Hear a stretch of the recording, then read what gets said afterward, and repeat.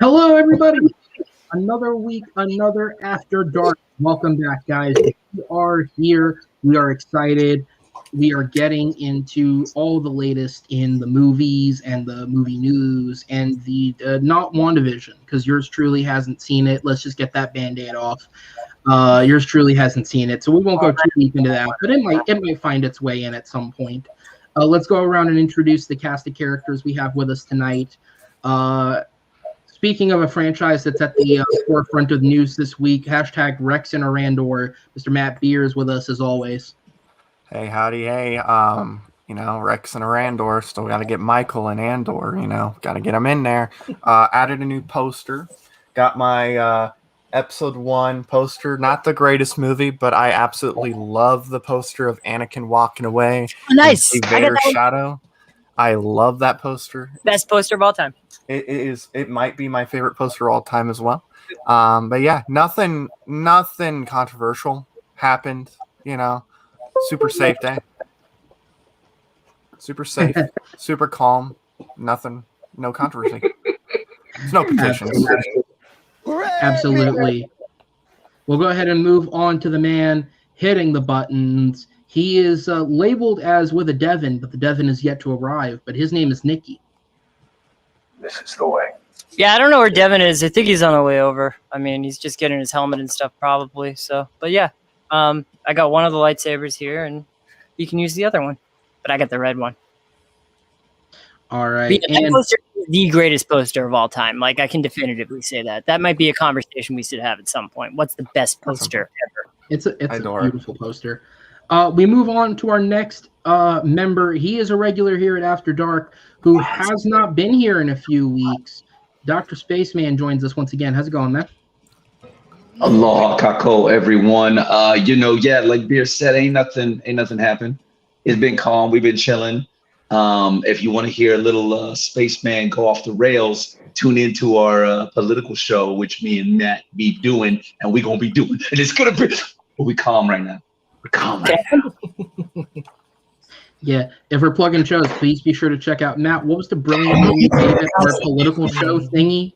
Yeah, it's that political show thing. There you go. And we'll get to our last panelist for the night. He is joining us as a guest. If you've watched any of our shows, you've seen his name in the comments. We're happy to have him here, Mr. Chris Diaz. How's it going, man? Very good. Nothing controversy this week. I promise I will come to your house. Unlike anybody watched the Disney kid yesterday. I had some pretty hot take, but yeah, this day be fun. Nothing controversial. Saw the Tom Hanks movie yesterday. Really good. So yeah, nothing new this week. Absolutely. Nothing insane happened. Before we start, I need to make sure our overlords are happy. We love Google. We love Disney. We love China. We love Google. We love Facebook. Okay. We love baseball. I think that's good. Alana, I'm a big fan of Margot Robbie. Better than Lion King and we get. All right. So let's go ahead and get into it. It's the title of the episode. It's the image you see before you click.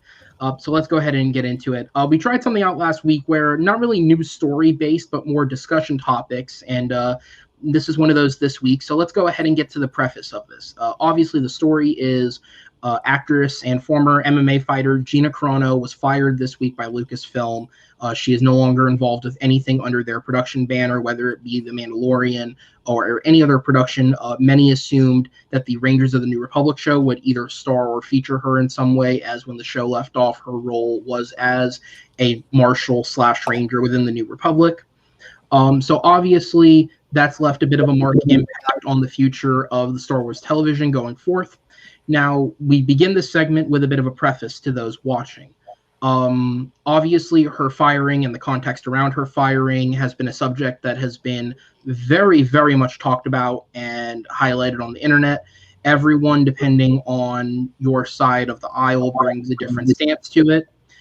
For that reason, it is something that we will not be touching on tonight on After Dark. Discussing Gina Carano's firing will simply be in the context of her future with Star Wars. As Matt said, we do have a politics-related show that we are now getting going and launching, and I'm sure Alan and him will go fully more in depth into it on that show when it airs on. Is it Sundays, I believe? I think Monday. Monday, Monday okay. or Tuesday. I'll see when I uploaded the last. When it goes up in a few days, they will definitely go more in depth, as that's a better context for that flow on discussion. Now, with that being said, obviously we are not touching the touchy side of it. I want to speak for all of TMG when I say we are in no way trying to do this to hide any facts or tell you what you should believe or promote any one opinion over the other. Our crew amongst itself has a very, very diverse opinion set. Everybody believes different things, and it's just simpler to keep it focused solely on the films. But with that said, we'll go ahead and get into the discussion. I also think we should say, in terms of just her acting career, again, leaving the politics out of it, we do all wish Gina Carano the best. We obviously know that this week she did get a new acting project, so hopefully this isn't a quite literal career-destroying thing. But we'll go ahead. Before we get to that, we did have our final panel member get in here and join us. Grant, how's it going, man? Yeah, I'm going all right. And yourself? All right, so let's get into this. So obviously, what we know for a fact is that Gina Carano is no longer involved with Star Wars. As Matt and I were talking before the show, her character is, obviously everyone knows she's important, but she's even maybe more important than Disney were even highlighting. I made note of the fact that she is the only character over the course of both seasons of The Mandalorian to get more than one appearance in each season. Some characters were in both seasons, but she had more than one appearance in both seasons, about half the episodes of each. So she is a huge character in relation to the show. So let's go around the table and kind of talk about what is the best next move for Disney to fill this slot that's been left open. So we hopefully can get Alan back. He seems to have dropped because of his car.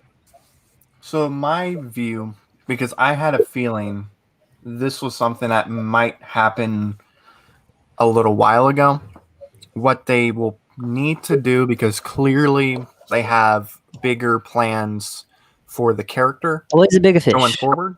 Like they have Rangers of the New Republic, obviously Mando, and I'm sure it's going to be crossover because of Thrawn. I'm sure it's going to be crossover with some of the other shows. Yeah, and they have said, and just to touch on your point, so there's no speculation on that, they have said all of those shows that directly tie in together will have some sort of cumulative event show that will see a bit of crossover, or a special that will see a bit of crossover from each. So yeah. Right. So what I think they need to do, and I've always had this feeling, I thought this when Carrie Fisher passed, I think they need to recast the character, because clearly they had a big plan for her character, and I don't really see how or why it would make sense for them to change their whole path when it comes to the character. You can have your thoughts and opinions on what happened, but they need to recast her, because you do not just change the character's path in your story. You don't change where they're going in your story. You don't just say, oh, they died off screen. You don't do something like that, because she's not just somebody you could write off. You know, it's not like Bill Burr's character where, you know, he kind of walks off and then that's it. You can kind of have that be the last scene with him, and then you can go off and do whatever. You can't do that with Cara Dune. You have to continue it, and you can't just be like, oh, she was on her way home and then she got shot by a TIE fighter. You can't. What home? Her home blew up. You can't be like, she blew up. It's a bit hard to go back to Coruscant, so They can't make it possible. It's going to be a little difficult. She can't go to Alderaan or anything like that, you know. She went to Exegol. Yeah, maybe it's like Krypton. There's like a piece of it floating out there, like Argo City or something like that. Like it's just. Yeah, they can't make it fostered. Right. Yeah. They Speaking of Krypton, continue. What do you think, Chris? I don't know who they're gonna get for the recasting. I don't know who they're gonna hire. Ooh. I'm sure they have an idea of a few people. I'm sure they were, because Disney's not just gonna do something without having a plan. I'm sure they have a couple of people in the back of their head, because they're filming the show. Like they're gonna be going to pre-production. I think summer or fall. Like they said, they're going right around when Book of Boba Fett is. They're in Boba Fett starts filming in April, and when that finishes, Mando season 3 starts. Okay, so they're already in pre-pro. Like yeah, they pre-production have to, is. Well, I is- mean, on what you were saying Turn about off. the recasting and everything, season 3, she wasn't going to be in it anyway because it's going to be. They've already said it's going to be focusing on the battle for Mandalore. She Who said wouldn't have that? any part of. That's what what's his name? The dickhead Filoni? with the cowboy hat, Filoni. Filoni. Yeah. Okay. Yeah. So I it's didn't going know to be that, it's going to so be yeah. I didn't focused hear more that. heavily Okay, I didn't know either. heavily on. So she wasn't probably So- going to be in it anyway, Okay. as a character. But and also here's the thing. We never actually got any confirmation she was actually in the Rangers of the New Republic. That was all No. pure speculation. No Right. one ever said that she was Right. actually going to be in there. She's supposed to get The her fact of the own matter is, show. you don't need to recast the character because the character's story is essentially done. She's found a new home. She's doing stuff. It's not going to think be they were focused setting it up, though. on. But No, I mean, I think here's the thing. Like, she was a popular character. Her merchandise sold really well to the point where they were running out of. Literally, the only thing that sold better than her was Alan Grogu, Atty Baby has Yoda, I have it whatever too. you want to. Yeah. was Rey. Yeah, it was. Good for you. It was clearly Rey. Yeah. Her whole arc, you can wrap it up. There's no need to even bring the character in anymore because what else can she do? She's found a new home. She's She's done essentially that sort of Mando's stuff. best friend. And here's the thing: they won't recast purely and simply for the fact that, by their own standards, the name itself is now tainted.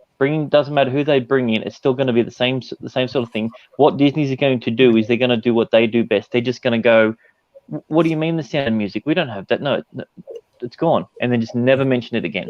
That's exactly what they're going to do with that character. She's just going to be ghosted and forgotten. So the recasting, they'll never recast. They'll never mention her ever again. I just felt they set it up when whatever his face is went up to her in, was it the last episode when they were talking about you know that she was used to be part of the Republic and whatnot, and he hands her the little thing. I think they were kind of putting the seeds into where they were going to be in Rangers, and then you have some other people in Rangers. She was, and maybe she wasn't the lead of that show, but I still think they had plans for her to be involved in some way. They might, but what I'm saying is they can do it, and it will affect none of the storyline. Because I don't think she was ever going to be the lead in Rangers. I don't. So it's not like they have to recast everything. So go ahead, Nikki. What are your thoughts? Here's the thing: Carl Weathers is on the same planet as her, like the planet that she's marshalling. And now we did see a few episodes with her that did not involve Carl Weathers. But I think that's the problem with like why they should recast. Let the character be bigger than the actors. I always think that recasting is the way to go, especially if you had a plan for it. You could throw her in the armor. And if you look at the production art for season 1 of The Mandalorian, like the concept art, they did not build this character around Gina Carano. They made this character and then they cast Gina Carano. She was originally supposed to have much shorter hair. She was going to be a little bit more skinnier. So I think this is one of those intentions where like they may not have shown it on screen that this is where her character arc is going to be, but I think she's like ride or die with Mando till the end because like that's just kind of the feeling I got from them. And I have a feeling that Jon Favreau and Dave Filoni, they don't have throwaway characters. Like it may seem like there's a throwaway episode because there were so many episodes of Star Wars Rebels that seemed like throwaway episodes where like we're never going to see this character again. This is stupid. Why are they doing this? Just to bring them back for the series finale, just for those episodes to have a bigger role. So they have everything planned out. To me, the definition of that, and I'll go to Chris in a second. I see you put your hand up. To me, the definition of that is actually with Mandalorian. In I believe it's called The Gunslinger, the 5th episode of season 1. That to me, that episode is and I still think it's an atrocious episode. It's not a good episode, but it's an the one episode done by Bryce Dallas Howard. No, that was the one. That the one done by That was Filoni the second episode that he directed. Bobby Cannavale's son in it. Yeah, To Bobby me, Cannavale's son, and to me, that one is atrocious.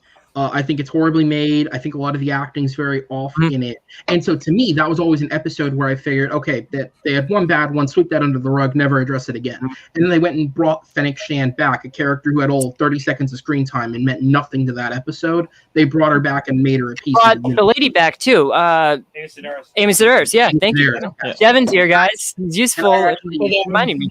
I liked her. See, my only problem with Amy Sedaris is I actually don't think she gives a bad performance. It's just as someone who's a BoJack Horseman fan, I just hear Kat speaking when I hear her talking because she sounds. I'm glad you said that though, because the way she talks on that show is, and every time I hear her talk, I'm like, oh my god, this is how Anakin talked as a kid. This is how Anakin spoke as a kid. It's the same dialect. So like it just that's why it did not fit for me at first. But then I went back and watched Phantom Menace. Like the way that she's talking, the way that she enunciates certain like words, it sounds like a woman who grew up with Anakin. Right. All right. Go ahead, Chris. That little girl that wants to go play ball. What Anakin's working on his pod racer. That could be her. That could be a retcon right there. No. Yeah, so she's a little too old for that. Yeah. So I want to. Or she would be a little too old. Right. Right? Maybe. I don't know. So I want to. I'll figure it out. Go ahead, Chris. Oh my. So I want to bring up a similar situation. When Alan you was. a similar Christian who is fired that caused we're not talking about the firing. No, but I'm talking about like they could rehire her like they did with James Gunn, like similar. Oh, okay. Yeah. Like without going down a road that's too deep, I think that's a different scenario. I think this is a little bit of a different scenario to them. I don't think they'll go back on this one. And that's just my belief. But like I said, that again, we're trying to stay away from that side of it the best we can. I know it's not going to be perfect, but well, I would say I don't know who I have to see to play the role. That's the problem. Like Gina did such a great job with that character that I like in that role better than did in Deadpool and a few other stuff about. But yeah, I just leave it be. I feel like they offer her own adventure. Like it just feels so weird to recast the role and like get somebody else to play. Well, here's the benefit that they have. They never changed her clothes. So you could just have some other lady as long as she's wearing the same clothes. It's like, oh, it's Cara Dune. Yeah. So you can save those action figures. And to be fair, Disney works with franchises that have done extreme casting before. Let's not forget that Terrence Howard and Don Cheadle are supposed to be the same person, according to Marvel. And they don't look a damn thing alike. So, you know, aerospace engineer Don Cheadle, like and Harrison Ford. In my opinion, I think I see both sides of the coin. I see where Grant is coming from, because historically Disney has tended to do things like that. By the way, I just wanted to call out. You said The Sound of Music, which is not the racist film. It's the Song of the South. I know what you meant. I know. As soon as I said it, I was just like, no one's picked up on it, so no one's going to remember it. But thank you for bringing. Of course, Grant. I'm here for you. Because just like Disney, I even forgot about that film. So that just goes to show you the power of it. So it's not very good from everything I've seen. I have seen bits of it. No, but in all fairness, The Sound of Music is kind of relevant technically to do with her post as well. So I'm just saying, like, maybe that's why I thought of it. So I think R.I.P. Chris Plummer. Yes, R.I.P. Christopher Plummer. We did that last week. I think that they could sweep it under the rug. Part of me thinks they will go for the recast because, again, I think it's a bit of. I think they clearly had plans for her character. Like, I guess that this, like, if the Siege of Mandalore is where they're going, then I get how you could do that in such a way where you could write her character out. Yeah. I just think if the show goes past that, and at any point we have more interactions with the kid or he ends up back on Navarro, I think it'll be very, very hard to write a version of the show where those interactions happen and she's not there in some way, because they've also established that the character has a care for the kid when she's playing oh, I'm part of the government, I can't do anything, and all he has to say is they've got the kid. It's like, all right, so we're breaking someone out of jail? Cool. Talking about the character, Mando is comfortable around her. Like you can tell every time, and that's one of the things like the actor really brought to the table is the non-verbal communication between her and Mandalorian. They don't have to say anything to each other to realize that there's like a kinship there. There's an understanding there. Love that guy. That guy was her best friend. Like they're not just gonna stop. She's not just gonna stop talking to her best friend. Like it's I think they just have to recast. I think Filoni and Favreau have this planned out. But we shall see. We're also forgetting the fact of the matter is that it's not going to be coming out for over 2 years from this date right now. The first episode of the next season will not air for over 2 years. A lot can happen and change. I don't think it's over 2 years. It's going to be short, man. Yeah, they said it was going to premiere right after Book of Boba Fett. Yeah, Book of Boba Fett. So right after. Boba Fett's coming out. Boba Fett's coming out the end of next year. They said December. No, it's coming out this year. December. Yeah, December. Yeah, that's why and they said that Mandalorian is right after. They haven't said anything on an official date. It's just I think it'll be February, March, probably March, because looking at their Marvel schedule, this is how they like doing their Marvel. And I don't think we talked about this at all. The way the release structure of the shows, there's not the week between WandaVision and Falcon and Winter Soldier, and I think during that week they're going to do a docu-series, much like they did with the Disney Gallery with the Mandalorian for WandaVision. After that leads right into Falcon and Winter Soldier, and then after that leads right into Loki. Well, they also have for Disney. They also, and I'll go to Alan in just a sec, but for Disney they also have, I forget the name of the series, but before they launched WandaVision, they had that little bit thing they launched where it's like 6-7 minute episodes recapping the character. Yeah, it's Marvel Legends. It's basically previously on the Avengers. I think they're going to do that on the week in between. There's that Friday in between. I think they'll launch an episode of that, and then they'll go into it. But Alan, before we move on, Alan, you've been here the whole time. You haven't had a chance to speak on where you think the future of the character lies. Go ahead if you want. Could you guys hear me all right? Yeah. You're good. Yeah, okay. Because Marvel doesn't, Star Wars doesn't have a strong record of recasting. In fact, they've kind of built on it that they're not going to recast. They just don't do that with the characters. I think they'll probably ghost her. Honestly, I think maybe they might do a recap or the character might appear in comics, and that's what they choose to do with her, is put her in the comic realm and the book realm. If anybody else said that, I apologize. But I think that's probably what they'll do with her instead of recasting. If they do recasting, they might do it the same way that they recast Rhodey in Iron Man 2. Just a real quick, it's me now, get over it, that's the way it is, okay, let's go. Just a quick boom, boom, boom. But they don't have a big track record on recasting, so most likely they'll take the character to another way, or they'll either create another character that will take the place of, or step up another character that will take the place of. But yeah, recasting, I don't think it's going to happen.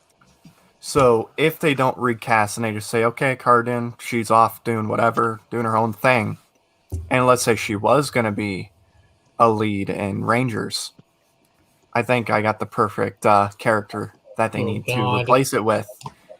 Cobb Vanth. Bring Timothy Oliphant. Oh, shit. Yes. Cobb Vanth. I'm upset he wasn't in the last episode. I need him back. Really good point. I like him a lot. I think he's going to be in more stuff. So if they're going to, I think that would work. I think the issue that they're going to run into is a monetary one, because if they're going to keep the budget down, because he's not a cheap. He's a great actor, but he's not a cheap actor. Yeah. He's expensive. Yeah, exactly. He's not cheap. They give given a lot of money to come to this show. I know they got a lot, but what I'm saying is that it's a new property and everything, and it's Disney, and especially with everything that they've released recently. Yeah, they've got 90-something billion, quadrillion subscribers and everything, but they're still not making the money like they were from the theme parks and the movies. So they're going to try and find a way to do this. So if they can get an actor who they think is as good as Oliphant, or someone who was within the series and not Oliphant, maybe even put him in there, but only have him in for half the episodes. and have I mean, he need work. He haven't done much since including a diet and Justified ended. Yeah, true. I just want Cobb Vanth back. I love Cobb Vanth. That was a great episode. That to me is still the best episode of the season. Oh yeah, I agree with that. Because with the IMAX and Well, everything. I mean, not for the Sandman, it wasn't. You know what I mean? Like, Well, fair enough. yeah. If you're a I'm Sandman, buying a cardboard cutout of Cobb Vanth. I mean, too. So a he'll be my little off subject. Sandman That really episode good. kind of felt like a filler episode for their opener. It was the weirdest opener for season 2. I was like, this is fair something I enough. would think Yeah. as a filler. like to me, it came off as like the most they've ever embraced the traveler wandering through town Western idea that clearly inspired the series, and I thought they executed it brilliantly. And they paid homage to the Aftermath books because that character is from the Aftermath book. And Okay, yes and no. Yes, he is. No, yeah. Heavily retcon the Aftermath book. And here's the thing with That's- Aftermath. If you that's haven't read canon. those Aftermath books, those books suck. Those The are horrible. first one sucks. It's a horrible. The second one's good, good. but they're not that bad. The second one's good. The only book that's worse than that is The History of Thrawn. shit. The second book is good, and the third book is fine. But nobody wants somebody else wearing Boba Fett's armor. Like that was the stupidest idea happened. ever. And No, they it was made not. It No, perfectly set up. I agree with Matt. It wasn't a stupid idea. The No, fact that it wasn't. Boba Fett didn't do anything for freaking how long and only waited until Mando got it to Like do 6 something. hours. about 5 years, Yeah. I I mean, 5 to 6 years. maybe 5 if he years. spent less time eating Sarlacc and developing a dad bod and looking for his armor, he might have been a little bit skinnier and fit in it much better. Hey, don't take shots. why was What Boba did just someone ever do to you? with his armor gone? Look, we And don't we- make fun of Boba Thick, okay? We don't make fun of Boba Thick. Oh, thick. No, it's Boba Fett is his name. So, I want to throw out a Star Wars character that they had to replace Cara Dune, and they haven't introduced her yet from Rebel Sabine. Like, Sabine had yet to be introduced. I think if Sabine gets introduced, they already have a role planned for that character. Yeah. I think Filoni loves his characters too much to introduce one to a live action setting as a substitute for another. Like that'd be like if the Ahsoka episode was originally That'll be in the planned Ahsoka to series. It'll be in the Ahsoka series. Yeah, like Yeah, to so me, she'll be in that to for sure. me, that'd be like if the Ahsoka episode was originally meant to be done with Luke, and then somebody said, "Oh, you can't use Luke." Oh well, fuck it, throw in Ahsoka. It's What like, about no, the one that's guy not that how was we hanging keep out it. with Bo-Katan? You know, have that guy. The guy He wasn't in the final other episode because he episodes. was getting ready for Rangers. I did find that weird. I mean, how- also I think he messed up the female empowerment shot if he was in there. Well, that's But one But thing. no, it's like, dude, just like back off, dude. Just stay on the True. ship, pilot it. We got this covered. Hey, go hang out with Boba Fett. He can't be here because Luke's going to be here. So just go. You hang out. He But they was said there was- in every shot, and they erased him out like Henry's mustache. They just got rid of him. Yeah, they did. That's That's why something- there was a gap between Bo-Katan and Cara Dune. And you There's like a want to gap. know what the worst part about it is? He's actually popped up in other episodes. He was the guy behind the wall, you know, with the grey pants and everything. In the early one, he just wanted to be a part of a shot. No way. He just stumbled upon the set. Yeah, That's because he's Okay, just like, so- well, I'm going to get cut out of other shots. I'll sort you out. Before we move on from Star Wars, I have to ask a slightly related question. What was the better gaff, that dude in the background of the shot or the cup in Game of Thrones? I knew you were going Wait. to go. What's up, Nikki? It's What's the up? cup. No, so that's one of the things. Favreau and Filoni did say that there was a very specific reason why that character. Oh, really? That they have plans for that character to come back. Like he was actually specifically doing something. It wasn't just one of those things where. So the report says Nikki, that- if you believe that, Alan's got some like beachside property in Oklahoma to sell you. It's really good. Trust me. You know, if you believe that, Alan's got the best deal for you. characters It coming is. back. I got a good deal for you. They're gonna have like an Eli. the office of Star Wars, and he's the main character of that show. No, he's the Stan Lee. He's going to be the one that cameos Yeah, and he's everything every Stan time Lee. there's a door. Yeah. Today be like the cup for Game of Thrones. What about the Mandalorian guy? Who are you guys talking about? Talking about the Stanley of the Star Wars universe. It's the shirt Yeah. and pants guy. Shirt and pants guy, the easiest cosplayer to do. Bo-Katan's male Oh, DeLorean. we were talking about the shirt and pants Oh, well, guy. see, that's the this whole thing. time. You I was jumped so in. You confused. jumped in at the wrong time, Nikki, Nikki, and added Nikki your was trying point to track to it back for a second. I wasn't joking. Like, I'm serious. They said that they had a storyline planned out for that guy, and there was like a reason he wasn't there that last I'm episode. glad. Which guy? That's witch guy? Palpatine. The No, Palpatine, yeah, they had, yeah. He's Palpatine. Yeah. there's too many people in here. There's 3 people playing Shield in that show. I'm just, we were having a conversation before the show, and I think it's fun. Oh God! All right. Well, let's go ahead and move on to kind of the next discussion point. And I don't know how long this one will last because it really all depends on what everybody's seen. But last week, if you're an American or, God forbid, an international person who actually watches American sports, we had this thing called the Super Bowl that happened. It was essentially a reaffirmation for Tom Brady dick suckers that he is in fact to them the greatest of all time, and to everyone else it was honestly not that great a game. Kansas got stomped in pretty hard. The highlight of the game for me was when Patrick Mahomes threw a pass while being horizontal. That's kind of impressive. What about the artistic halftime performance? The commercial stuff. I didn't mind the halftime performance. I thought it was all right. I thought it was a bit cruel. That thing that with the ball and you throw it. Yeah. Oh, okay. No, the halftime show had a guy. They did one of those touch-up things. Yeah. Touch up. Yeah. Yeah, they had a touch-up thing. Like, I mean, they trapped that poor black guy with the afro in a freaking house of mirrors, and he was freaking out trying to get out during the halftime. He was screaming. You couldn't understand what he was saying. Like, oh, it's just cruel. Couldn't feel his face. The one thing, that one-hit wonder guy that came out around the back of the day. That one guy that one song. Baby Shark guy. We're going to get into the one thing about the Super Bowl that actually kind of matters to us, which is the trailers. Now, normally the Super Bowl is known. Paramount, did you see Captain Pike? What? Did you see amputation joke was the only funny joke in that. Okay, all right, everybody, stop speaking over each other. Okay, yes, Nikki, I saw Captain Pike, and I also saw Beavis and Butthead teasing Burnham, which I thought was very appropriate. It set the tone for the next season of Discovery, so I thought, yeah, that's appropriate. That actually makes sense. The first one. All right. So we can obviously get into any of the trailers that aired, but I pulled a few of the highlights. Marvel aired I think it was a full trailer, but their last Falcon and Winter Soldier trailer that they released before the release of the series aired. Disney also aired a 30-second teaser for Raya and the Last Dragon, their upcoming Disney animated film. M. Night Shyamalan debuted the trailer for his new horror film, Old. Nobody, the upcoming action film directed by a man whose name I do not remember offhand, but he's the director of the Hardcore Henry film that came out a few years ago, was released. Coming to America had a new trailer release, and Fast 9, the Fast Saga, had a new trailer release as well. So let's go ahead and get into talking. What happened? Didn't they air the Super Bowl trailer last year? I feel like we've done this before.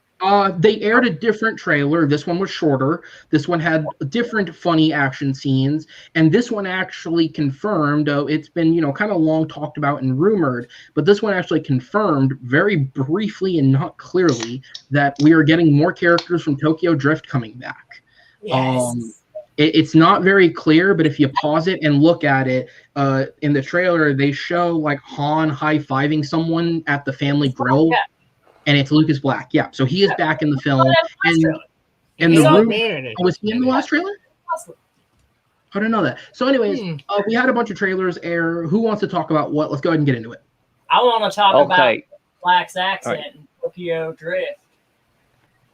I think the thing that we can all agree on was, I mean, the Super Bowl commercials and everything wasn't great. The ones that were relating to stuff, it was stuff that like we knew was coming, and I think there wasn't anything that made me go, "Oh my god, I'm actually blown away by this. This is going to be good."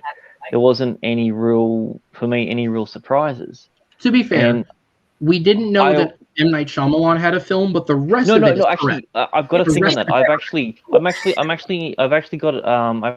got a contact who actually works on it. There is a twist in it, and the twist is this film is actually going to be good. So apparently that's the twist this time. That going into Glass, and then so Glass sucked. Sarah Paulson talking at me. To be fair, Glass sucked, but his last two before that were good. So I'm actually more on his side. I think Glass was a bit of because Glass also wasn't completely all of his fault. He also had half of a lead cast that looked like they didn't want to be there. Bruce Willis had a look of why did I sign on for this the whole film. Dave McAvoy was the only good performance in Glass at that thing. Oh, I mean, Anya half of his Taylor-Joy was performances good were shit. too. Though there was Samuel three characters Jackson I about enjoyed. That movie was one of those ruined orgasm pornos. Well, I just watched the movie for Anya Taylor-Joy, and I was satisfied. Samuel Jackson was good about, but I'm sure you were. She was There was legal, only a right? little bit of her though, so the movie was just okay. When I watched it because Sarah Paulson's in it, and I'm a fan of her, and I'm just like, oh, this is bad. This is your worst performance ever. I mean, I like it when she's. I like it in stuff that she's in when she's an absolute righteous. See you next Tuesday, and you like that about her because she's performed. This one, it's just like, are you reading the script as you're saying it? Is this your? Like, it was bad. But yeah, and anyway, back to the M Night Shyamalan. This one's actually going to be good because he's actually not writing it himself. Yeah. Oh, He's a co-writer on it, so I'm like, oh, structure. This might be something new. Right.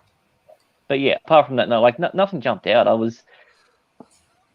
excited for nobody. I excited for one. As you said, the only good thing about it was everyone now knows Tom Grady's the greatest in the world. And there was the horizontal pass. I mean, here's the thing: if people want Tom Brady to stop winning Super Bowls, just make him play for freaking Texas. Simple. Yeah, I have to ask who. Again, not to potentially out anything if there is like a real private source here you can't reveal. Who was your source? Because everything I'm finding says he wrote it by himself.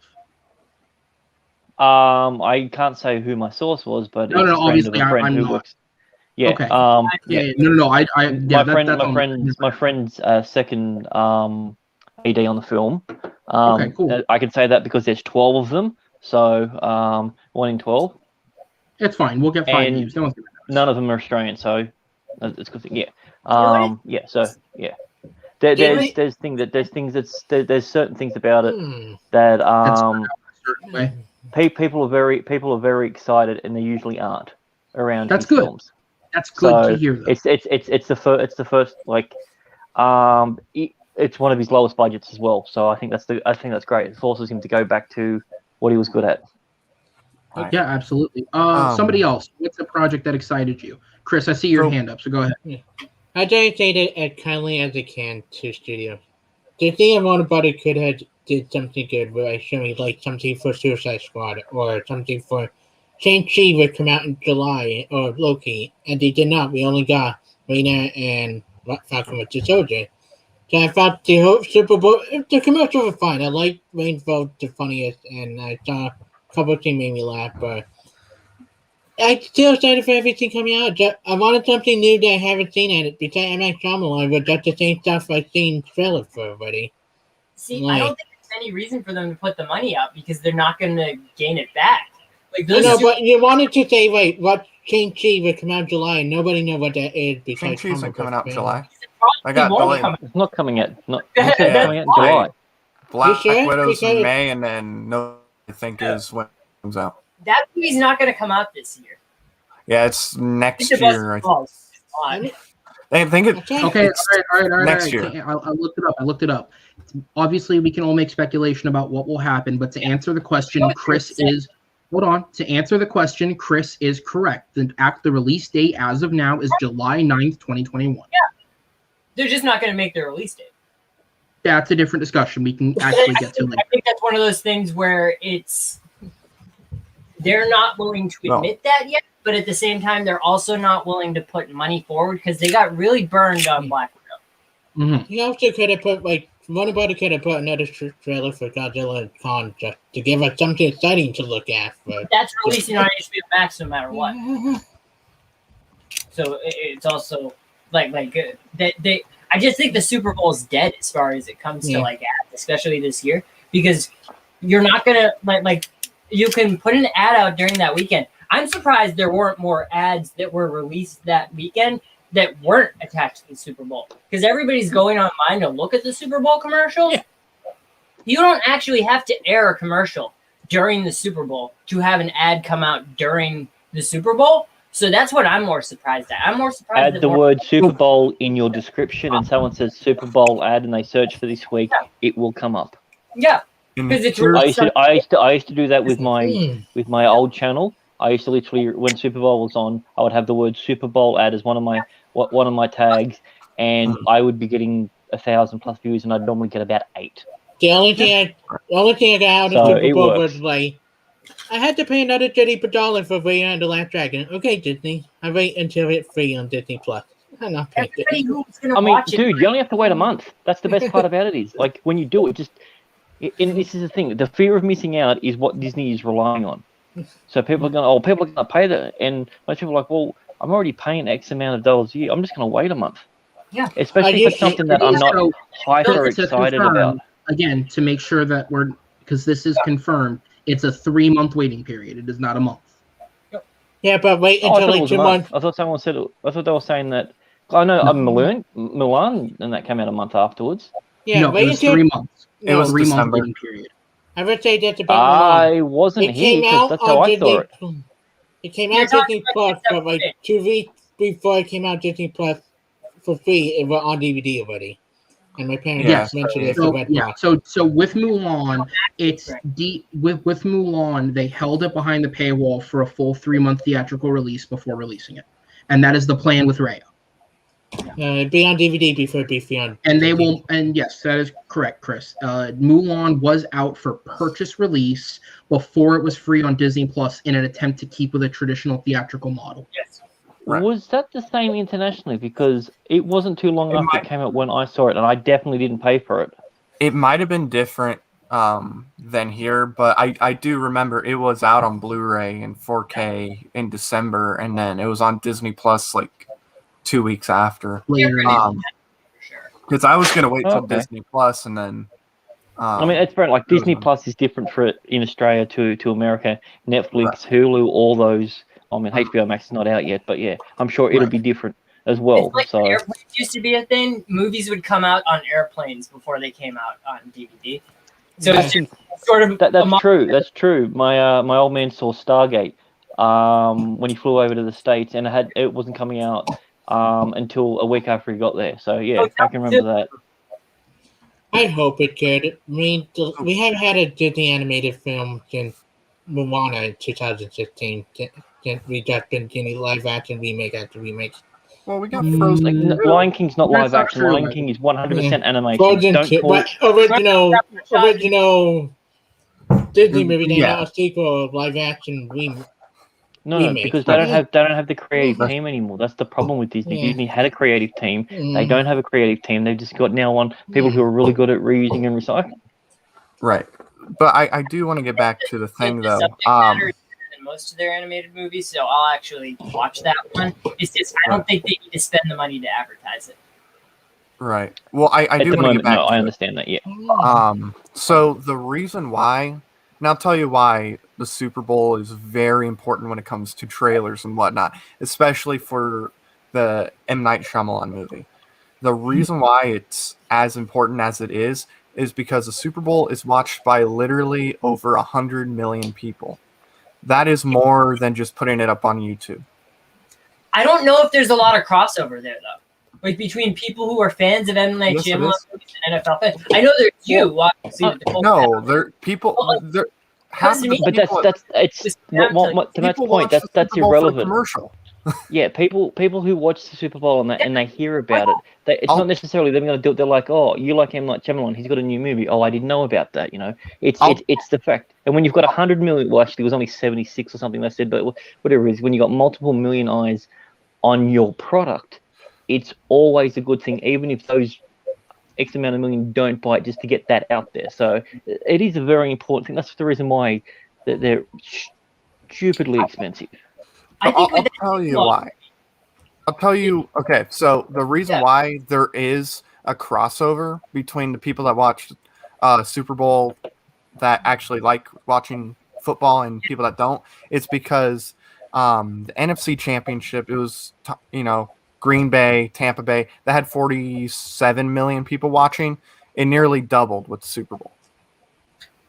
People watch it for the people are watching. What I'm saying is people who are watching for the game aren't usually watching for the commercials. They're usually getting food during the commercials. They're usually going to the bathroom during the commercials. That's the people thing. who are watching it for the commercials are watching it for the commercials. And I didn't even do that this year because it was just like, what's the point? We don't know if anything's coming out. Like, I even had the sense, because there's usually this anticipation leading up to the Super Bowl. Like, what are we going to get? What's going to happen? What's going to drop? Well, I didn't feel that this year. I mean, I was a little upset Betty White wasn't in commercial this year. I know, should have been in I one. lost my But bingo card. This year was different, though. With the Patriots, they let them do more ads. So But I think the Super Bowl still holds a lot of stake in commercial. I think this year was an incredibly rare occurrence where, because everybody doesn't know the stability of the film industry's releases this year, it didn't make sense. Like, Disney marketed Raya and they marketed Falcon and Winter Soldier only because they're the only two projects they have that are coming out within a reasonable amount of time that they know aren't moving dates. There's no reason to pay for the marketing on anything else because, like, let's say Black Widow, and it's another story we'll get to in a minute, but let's say Black Widow does keep its May release date. They can just drop marketing in April for it. They don't have to go all balls to the wall for People already know about the movie too. Like, there's nobody in the world that doesn't know there's. No, that's the thing. That you're in the realm of knowing that sort of stuff. Most people don't know. Most people aren't up, and that's the thing. You've got to understand. Most people. Therapist this week. He doesn't watch movies or anything. He's like, oh, that Black Widow movie. Like, I saw an ad for that this week.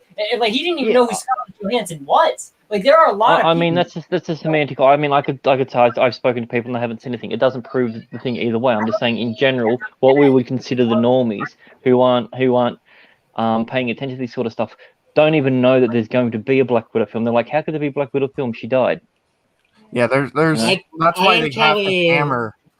That's why they have to hammer trailers on TV all the time for any movie in general, whether it's Black Widow and Avengers Endgame.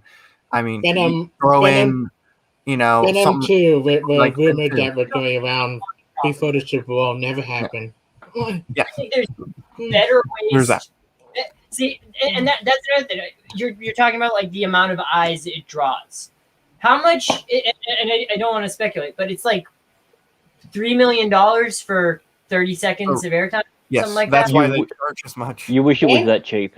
$3 million and buy 70 hours of airtime doing ads digitally. Yes, but companies will spend the millions and millions of dollars for that 30 seconds because the Super Bowl is so big. Either way. This is like the Super Bowl is not just watched by people in America. This is like a worldwide event. Yeah. Like, more people watch the Super Bowl. Oh yes. Super Bowl's watched more than anything else. Nikki, It's the most viewed event. Here's how viewed it is. Okay, my dad is an Irish immigrant who came to the country in 1993. My dad doesn't know a thing about American football. His interest is in English football. The real football where you play it with your feet. And that's subjective.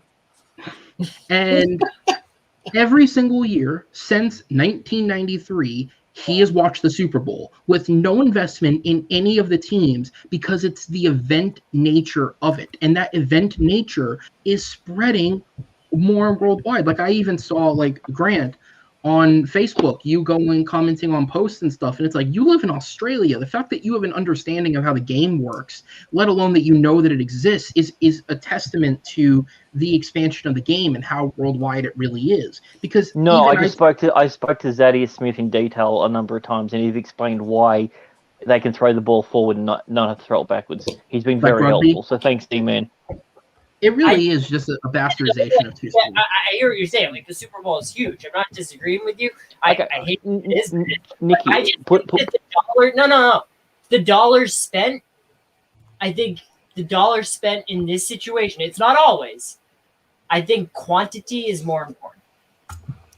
I think the amount of ads that you have on the internet, on cable TV, regular cable, just regular ads, is more important than having one. They don't clearly agree. 100% disagree, dude.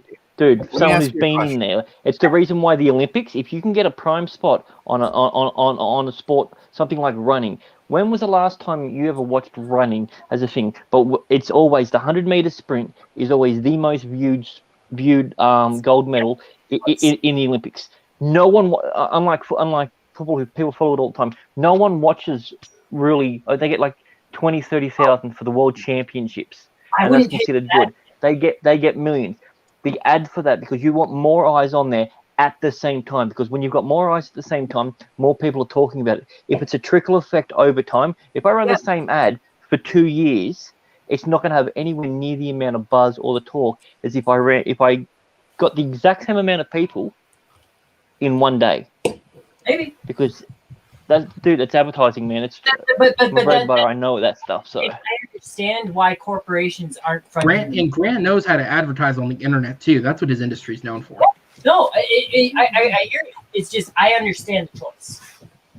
He might don't like. Oh, sorry. You go. So but here's the I get it's a lot of money. Nobody wants to spend that much money to advertise their thing, but they're willing to because if you just put it on YouTube, I guarantee you the trailer in a month, or okay, let's not say a month, let's say 2 weeks, is viewed less than the Super Bowl in one sitting. You're talking about this year was a little different because of everything going on. Time is so like people forget what day it is all the time now. A lot more people do. I forget it all the time, but many more people forget what day it is, time it is, yada yada yada. So this year's a little different. But usually, like every Super Bowl that has charged people the millions of dollars that they do for their 30-second ads, I guarantee you they're willing to spend that much money because if they have a trailer for a movie that, let's say, they put on YouTube, like Avengers Endgame, for example, has a ton of views. Put on YouTube, I'm saying put before YouTube.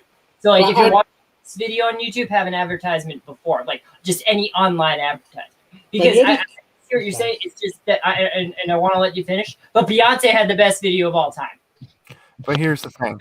All time. Sorry, I've got to head off, guys. Thank you for joining us, man. Thanks for having us on there, and so I'll if I can jump on a little bit, I'll jump back on. Got a few things to do here now, so you're right, Dallin. Calm down. It's all right.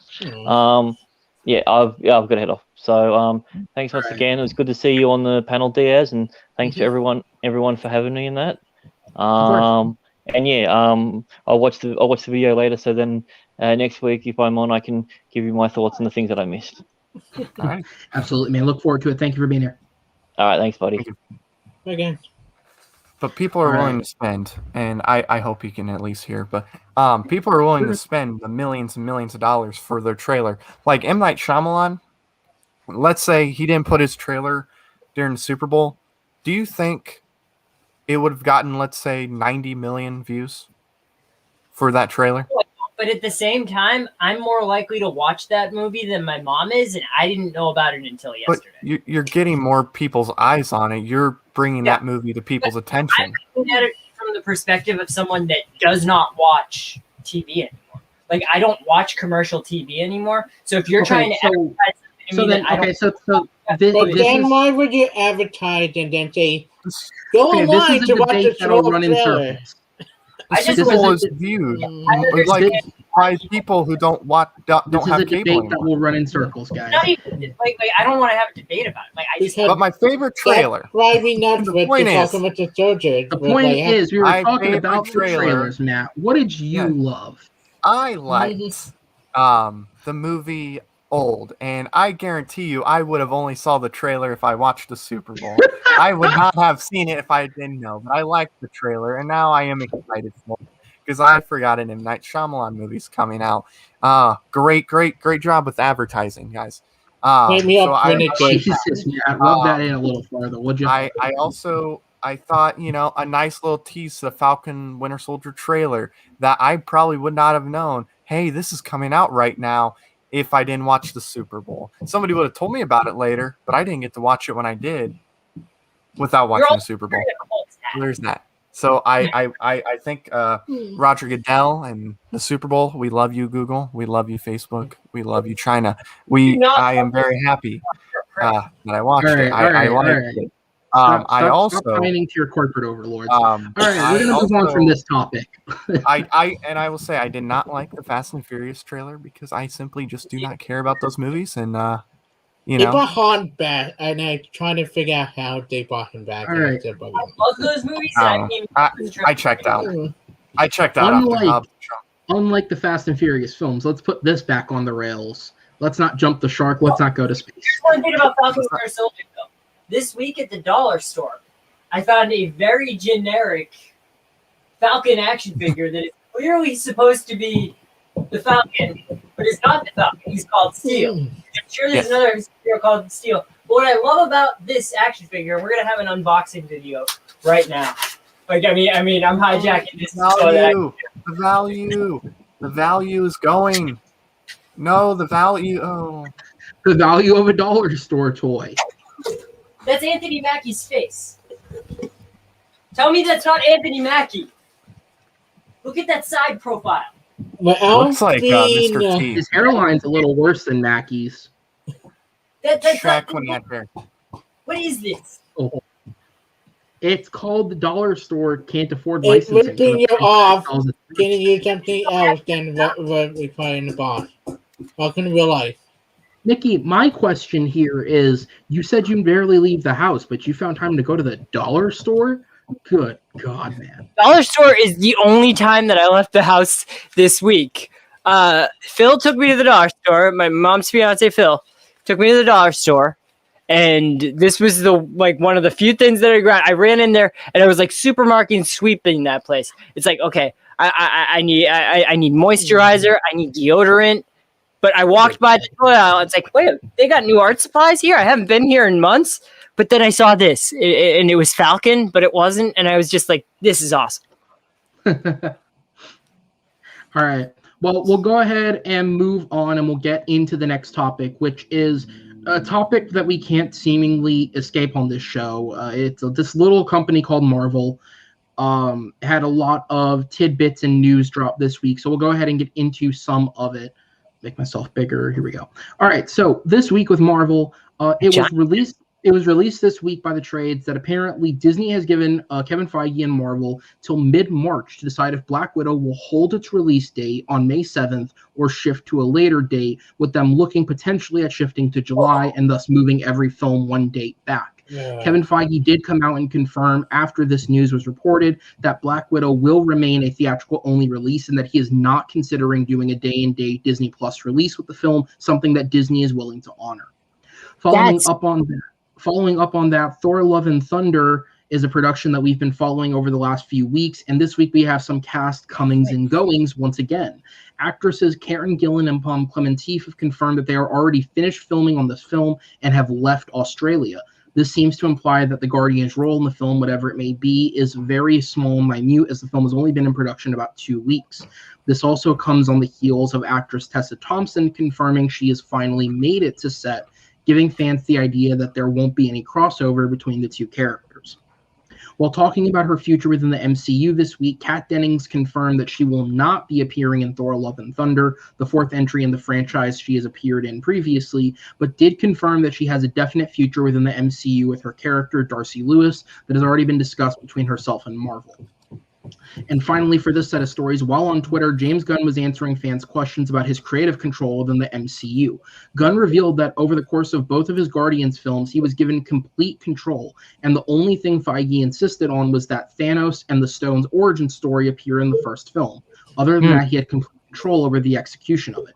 He also touched on having actually little to no control outside of his films, only being allowed to give consultation on the characters and hear what the creatives decide to do with them. Yeah. Gunn was also asked about killing characters and bringing them back, something the MCU does often. Gunn responded in stating that he believes that doing it is cheap storytelling and that he is cautious when it comes to killing Guardians characters within his own films, as he does not want to do that, using Yondu as an example. Yeah. So Gamora wasn't his decision, is what you're saying? No, he did not make the decision to kill, nor now he was allowed to consult, so some of it may have come from him, He but it was not decided his decision. all of his dialogue. I know that for Infinity War and Endgame, he wrote all of the Guardians' dialogue, but that wasn't his decision. Like, that wasn't a control thing. Feige elected to do that. Yeah, that would have been the Russos and Marcus and McFeely who wrote the script said you can write that dialogue. I think the control structure of Marvel is just so impressive, though, because I'm shocked that Feige has that much input at this point that he's deciding when films release. I would have thought that would have been above his pay grade as far as release schedule goes, but apparently he's the one making the decision, and it's good because these storylines clearly have to be released at a certain time. Now, when it comes to the Guardians and Thor thing, it's exciting to hear that Valkyrie's on set, that Nebula's on set. That doesn't necessarily mean that there won't be any crossover, because Doctor Strange, all of his stuff in Endgame, that was shot on a blue screen without the rest of the cast there. So we could still see an interaction that way. It could just be like scheduling conflicts. And I just want to say, Comeback Player of the Year, if we're giving out like baseball player awards, Comeback Player of the Year, Dr. Lewis. I mean, Jesus, she's great. I love Dr. Lewis on WandaVision. Like this they saved. Okay, it's hard to talk about Kat Denning because one of you guys haven't seen the end of this week episode, so why the future would be interested, but I thought to leave it at that. Spoil anything. Yeah. Yeah. It's just two broke girls, maybe. Yeah, I hear what you're saying. Yeah. I hope so. So for me, to me, it is interesting hearing Gunn kind of speak on that, and I'm glad somebody follows what I'm saying, because I've said for months on this show that killing and bringing back characters is a cheap story tactic, and I'm glad somebody in there agrees with me, because it is. And it honestly makes me wonder how much of that decision was his to kill. Like, was it all his consultation and they took it? Was it he didn't want her dead, so they brought her back? Was it he wanted her dead and they decided to bring her back? I'm really curious as to what it took. Here's the thing. We've been doing this for 2,000 years. I mean, there's a precedent. 2,020 years. They killed Jesus, and then 3 days later, they brought the character back. For the love of Christ. So I'm just saying, it's in story. They always bring characters back. Written in, popular characters are immortal. These characters are immortal. Whatever. We spent there is an example I would like to use, but I am not going to use it because it's going to go into spoilers. So thank you for the next time we want a vision talk. I don't mean to interrupt you, but I just have to say, we spent a half hour dodging controversy with Gina Carano, and he just compared Jesus to a comic character. No, I love it. I'm saying the book. I love it. No, you're right. Fair enough. I find that was incredible. Rose from the dead, and when does he come back again? That is one of your best contributions to the show. Yeah. That is one of your best contributions. Well, better than the porno reference I made earlier. When will Jesus come back again? Yeah. We'll find out. There's a lot of symmetry between, and what I like about the Infinity War and Endgame, you can see from the poster of Infinity War, there's this poster of Iron Man at the Last Supper. And I think it has Nebula in the Judas spot because there's two Nebulas, and one of them is with Thanos, aligned with Thanos. And Iron Man, Tony Stark, is in the Jesus seat, who sacrifices himself to save all of humanity. So even if you're not like a biblical person, even if you don't believe in that stuff, because I mean, we all have our different beliefs. I just like the parallels between that because they were orchestrating it from the beginning. Tony Stark will die in Endgame. Okay. So you're saying he will come back from the dead? Okay. 3 days later. After 3 phases. Welcome, audience, to the after show doc thing. Marvel is the Bible, pretty much. I mean, I don't know. They got 23 chapters. They're expanding into different sections. I don't know, man. We're entering the New Testament. And they're about to bring in the devil, guys. Devil's not in it. But we're getting to the New Testament. Of it. I feel so sorry for anybody tuning in now. No, I do agree with Gunn though. I don't like when characters are brought back just to be brought back because stakes go away at that point. And I hope agrees in some sense because I don't want to see Tony Stark come back from the dead. I don't care if he's like the Jesus. I don't want to see him back from the dead. Keep him dead. I don't care if there's some multiverse thing. Keep him dead. If you want to have him like in Doctor Strange or something like that, where you see him or whatever for like a second, that's one thing. But do not bring him back for future movies. He's dead. He's gone. Leave him out of it. Only Chris Evans back as the Human Torch. The same problem I have was if it's true with Alfred Molina coming back for Spider-Man 3. I liked his arc at the end of Spider-Man 2. And like, why bring him back? That makes him villain again. Yeah, doesn't mean it's the same character. Yeah. Doesn't mean it's the same character. Yeah. When he falls in the water and whatnot, he goes into playing him doesn't mean it's the same character. Mm-hmm. And honestly, this isn't spoiling this week's WandaVision. This is about last week's WandaVision.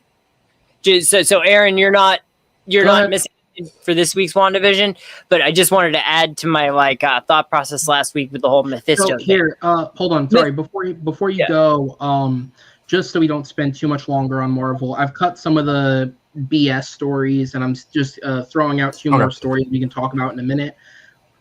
Just because he just mentioned it as a thing.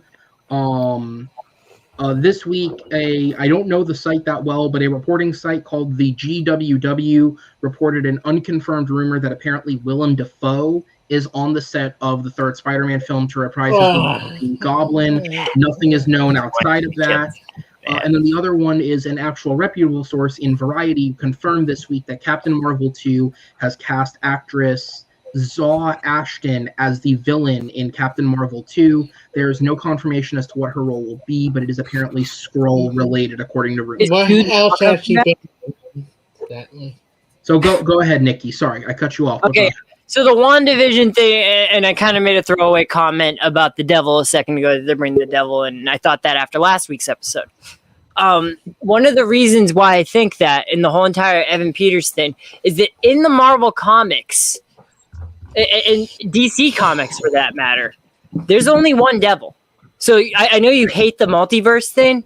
Like you don't like the multiverse. There's only one hell. There's only one devil. There's only one. It's so hard to not talk about this week because one good comment he made in the episode that could lead to something. We don't have to. So, right. So what I'm saying is that just because they have the same face doesn't mean that they're the same character, and just because they have the same face, and the fact that they have the same face implies that there is Nexus characters, as they call them. So like Mephisto is a Nexus character. The Watcher, that's another Nexus character where there's only one Watcher throughout the multiverse. Like that's like total. And in the comics, Wanda Maximoff is one of those Nexus characters that can see through the other realities. So it doesn't spoil this week's episode. But as far as last week's discussion goes of why it could be Mephisto can see the other realities, so he would be able to know what Pietro from another universe does. I mean, that would make sense And with one of his lines that he made. But I won't spoil it because two people haven't seen the episode. So, I'm not going to talk about Evan Peters because, I would have to use episode 6 when I talk about him in whatever specific way. But anyway, the Willem Dafoe thing, I told you Willem Dafoe was going to be in it. I said, 7-8 months ago, Willem Dafoe was going to be in Spider-Man 3. I said you're going to have Doc Ock in Spider-Man 3. I said you're going to have Chris Evans as Human Torch and Doctor Strange 3 or 2. Not 3. Okay. So that's where I do come into play. Do you think Doc Ock and Willem Dafoe are going to be in Doctor Strange? Those are contained. I don't think so because when this is no spoiler, WandaVision is supposed to lead up to Doctor Strange and so is Spider-Man. I look at the WandaVision, Spider-Man, Doctor Strange almost as like one big trilogy movie. Right? Yeah. Like a movie, in a sense. It all connects, and it's all... It's its own mini I think Marvel is using all of the... Without spoiling much, I think they're using the television and other stuff to now casting now. and stuff. I think it's yeah. I think it's can't say much. They're tricking you. They are tricking you. Yeah. So you assume they're referencing something, and then I wrote too much. Yeah. You're taking the information that we know and you're extrapolating it to create your own perception of the future. But here's what I think. I don't think it's that cut and dry. I think it's more they're trying to make you think that WandaVision is connecting to the greater multiverse, and it will, but not yet. We had to see about last week's episode. They did go with the big cameo that we talked about last week. I'm not going to say anything, but I have views as far as if I'm right or wrong about my prediction. I changed my prediction who the big cameo is, but I won't say it. Anyway, to get back to it though, that's if they're going to be in Doctor Strange. I don't think they will be in Doctor Strange as far as Willem Dafoe and Alfred Molina, but I absolutely knew they were going to be in Spider-Man 3. I said that was going to happen. I said, and then I started talking about the Doctor Strange thing. Chris Evans is going to be Human Torch in Doctor Strange too. Because to be fair, before you go and get all high and mighty, Dafoe was rumored by a very unreputable and unknown site. Phantom Wire is reputable. I want you to think that that's them bringing him back from the dead. That's what I was trying to make with that dead thing. I don't think they're bringing him back from the dead. I think it's just the Green Goblin. I don't think it's that version of the Green Goblin. I think it's just some versions of the Green Goblin also have that face. Just like some versions of J. Jonah Jameson also have J.K. Simmons' face. If Willem Dafoe's in it, they're not going to do this is a different... it's Sony. They'll say, this is from the Raimi-verse. It's Sony. What I would like to think about will be there. They will be from the Raimi-verse. That is happening. And I'll tell you what, I do trust... and when I, felt a little more comfortable about the Willem Dafoe thing, and it was reported by Signor, and like him or not, he's actually been correct on some of these things. He was one of the people that said, spoiler alert for last week's episode of WandaVision, not this week's, but he did say his sources told him that you were going to have Evan Peters back as Quicksilver in there. He's gotten he said, Alfred Molina was going to return in Spider-Man 3. Same with Willem Dafoe. And there's some other things he said which ended up being true. I do trust him with that thing. Now, if he would have said some things and they ended up not being reliable, then okay, I get that. But it's not like he may not work for like a Variety or anything where it's this big, well-known company, but I do trust him when he reports these things because for what I've seen, he's reported correctly. So we were talking about Marvel. So what was the stories of the other stories? I don't want to talk about. I just don't want to talk about the Willem Dafoe and Doctor Strange, all that stuff as the only Marvel thing. I want to give my input on the. And there was the fight news. There was the Thor: Love and Thunder. And then there was the news, but that is a tricky subject to talk about for this week's episode. With the Thor news, it's to be expected. I didn't think you were gonna have the Guardians in it much. They were gonna be in it for maybe the beginning because of how Endgame ends and sets up the new Thor movie.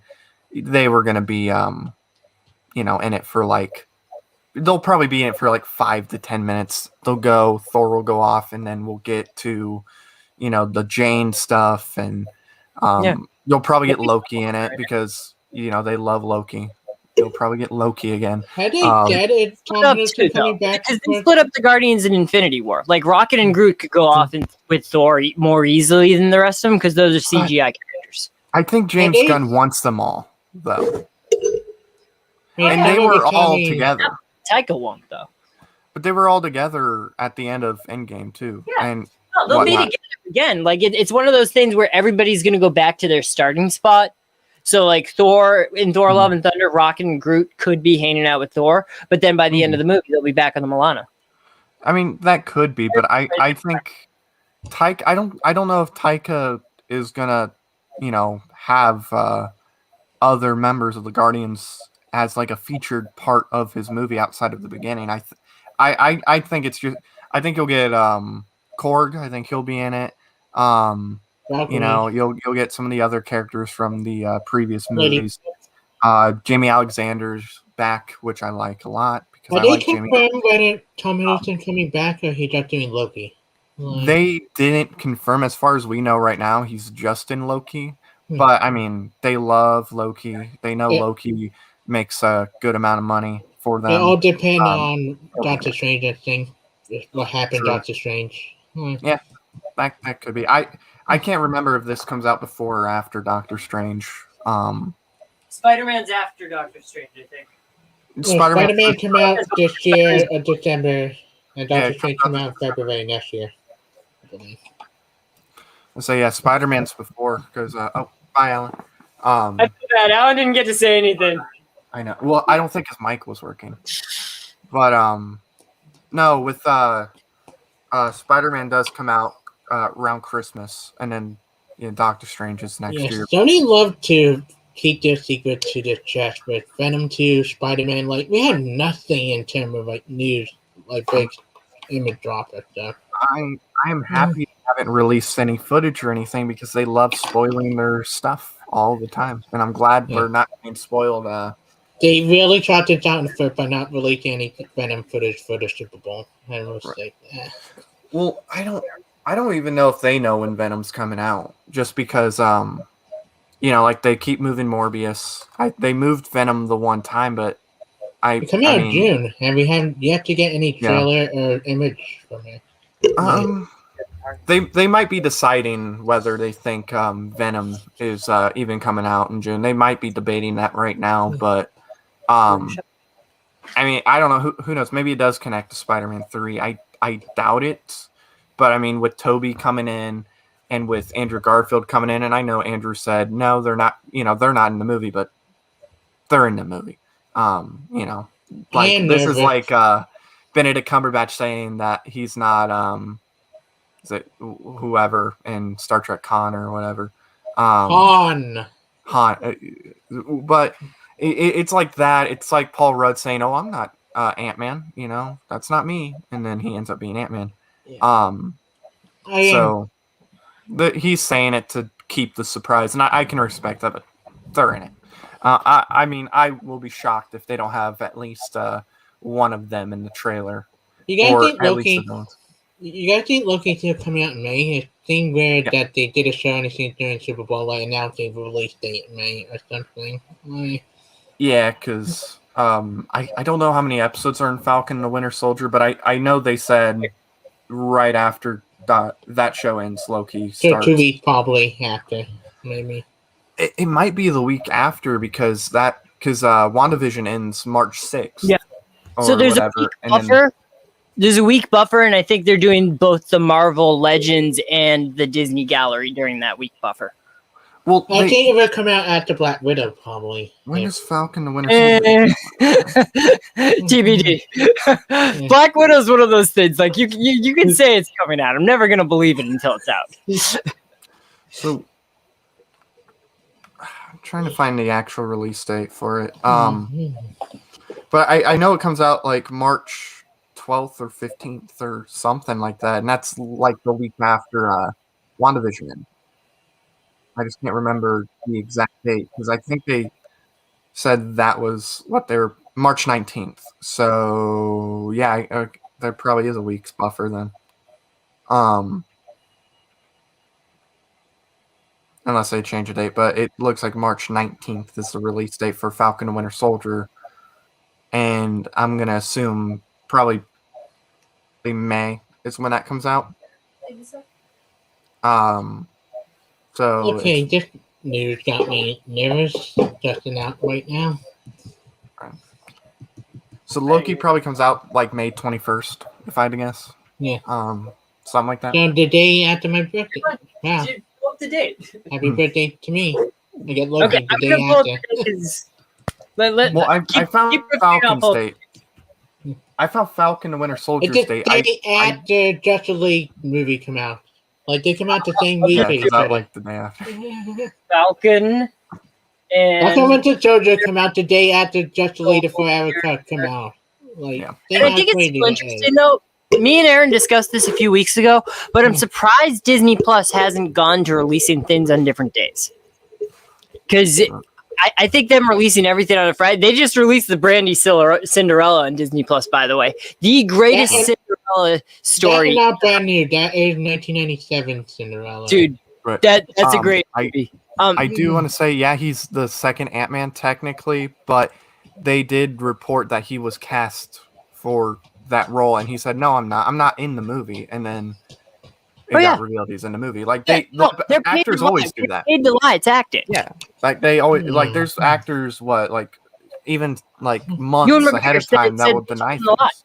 Yeah, like they when Ben Affleck was replaced for Batman, when they figured out that he wasn't going to be Batman, it was probably February, and then they announced it in August, September. When they're like, yep, after Justice League, that's it. And he was like, and when those were first coming out, he's like, no, I am. I'm going to be in Matt Reeves' movie. And then, but they already had that figured out. Here's the thing, though. Because of how things have played out, Ben Affleck may be the only person in the world who has ever been fired to keep his job. Well, I mean, this is like the Tom Cruise thing in Mission Impossible. Remember they fired Tom Cruise? Like Paramount fired Tom Cruise from Mission Impossible. And then next Mission Impossible movie that comes out, Tom Cruise is in it. Well, look what happened here. They fired Ben Affleck from being Batman. And now the next Batman movie we are getting next month is Ben Affleck. Right. I mean, it's the same movie first, but yeah. It's the same movie that he was in. It's just the 4 hours long. Better be good 4 hours long. Here's what I think is really funny. We're still getting Robert Pattinson as Batman. I typed in Falcon and Winter Soldier release date on Google. You know what it says? What? August? It says August 2020. Yeah. Did you already do that? That's what I saw at first. I was like, well, obviously it's not August. No, I found the poster for Falcon and Winter Soldier. It said March 19th. No, March 19th. And then Loki comes out in May. But I don't know how many episodes are in Falcon and the Winter Soldier. Come on, Google. So we were praising the Google overlords before. Google, come on. Hey, Google, we make mistakes, but we love you. Service is usually very good. Usually you give very concise answers whenever I ask a question. It's better than Ask Jeeves ever was. I don't know who that Jeeves guy was, but fuck him. I don't need him. He got Google. Where Aaron? He was. I think he was looking up the stories or whatever, and then he just disappeared. So we got talk. We could talk.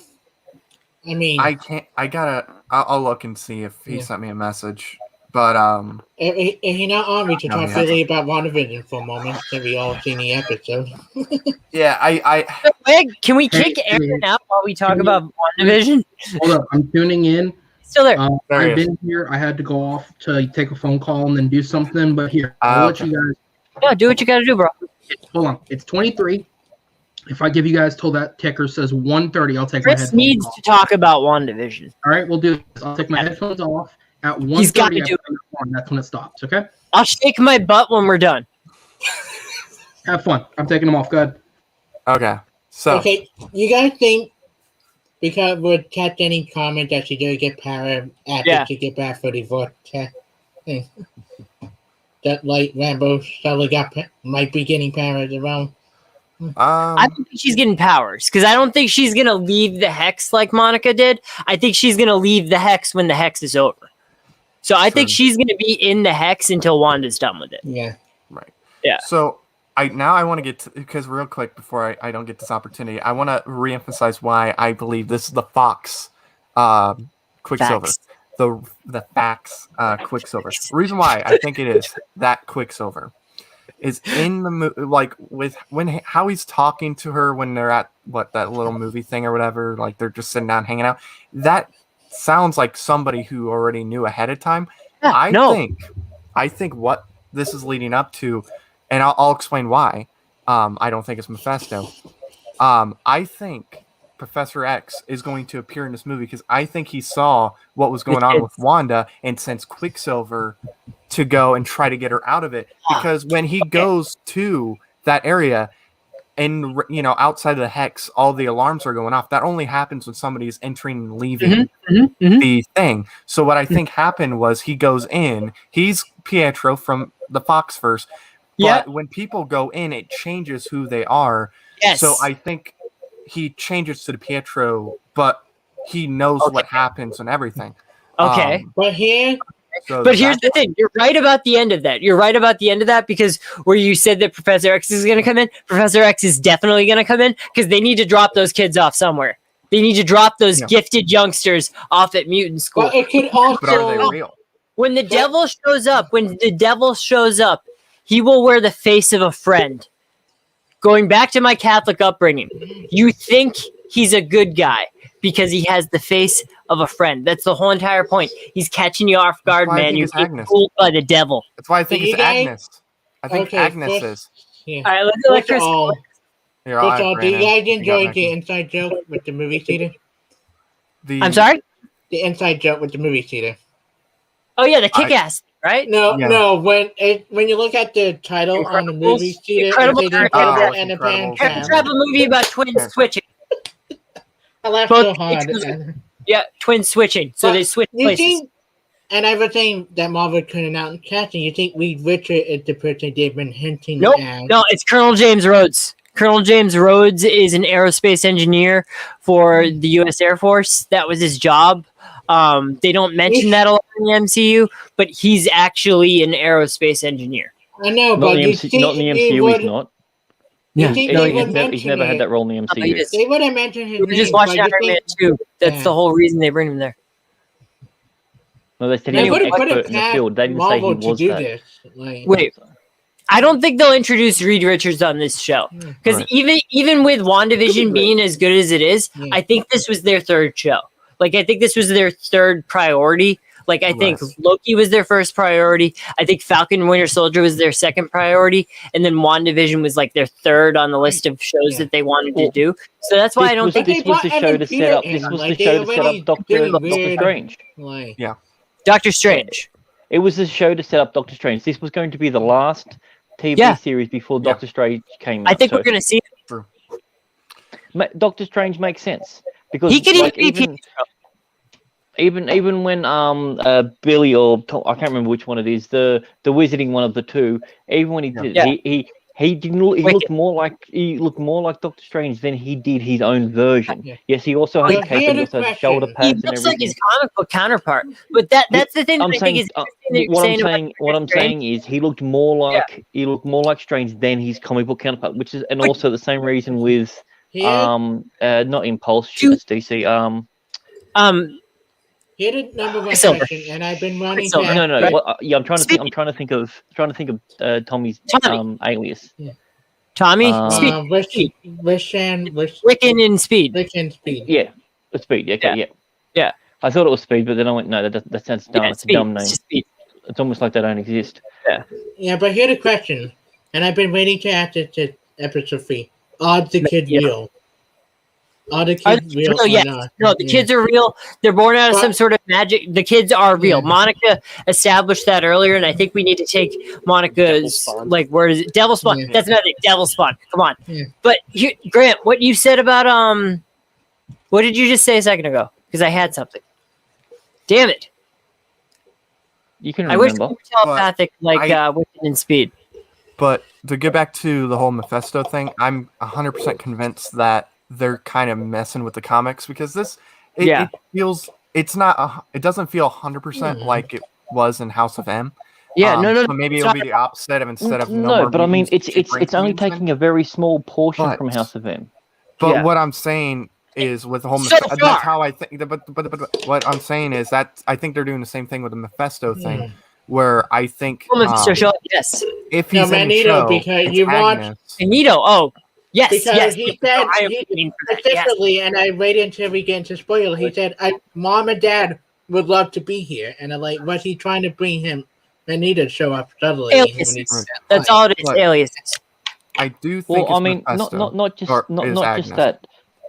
I think the thing that we're overlooking is a very important one. I do now believe that this is the Fox version of that. But I also believe that there is a merging of the two, and that's the reason why when he was saying stuff like, "Oh, remember when we were younger and they dressed us up like that?" And she's like, "No, I don't. That's I don't Mom remember, and Dad would love to be here. Like their mom and dad is But still you alive. notice what their costumes but also, One of them also was here's the thing: Atlantis and one of them was Quicksilver Fury. doesn't know. I mean, he knows who his father is, but he doesn't Quicksilver have did, yes. he doesn't have a relationship with him, and his mother doesn't talk about that. And So- the fact of the matter is, he never once mentioned anything about a sister within the No, the sister within the Fox thing. and That's the why I Apocalypse. think. Sisters in the Fox Okay, movie. sorry, not to cut anyone off, but I'm still muted. Just let me know that you're not spoiling anything anymore. I haven't shaken my butt. We are spoiling. We are spoiling. Okay, I do. see This is not a where it's spoiler going, for and I don't like it, so I'm gonna episode. unmute myself. Right. So this is not a spoiler for the episode, but there is you We'll do talk see about it. Wanda in Days of Future Past. She's the little girl that's watching the TV. I think when the No, she is not. No, Yes. because those are too far apart in They say age. Wanda. Magneto would have been somewhere else at that point. But Bryan Singer never really follows the comics much. Yeah, Bryan Singer. You're Wanda. Okay, so I can actually, I do know the story behind that.